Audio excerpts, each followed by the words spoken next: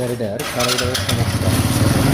এটা আমি পিকআপটা নিচ্ছি, পিকআপটা ট্যাপ ট্যাপ ট্যাপ করতেছে গাড়িটা, এটা লোড ছাড়িয়ে দিচ্ছে, দেখেন ট্যাপ ট্যাপ ট্যাপ ট্যাপ করতেছে গাড়িটার।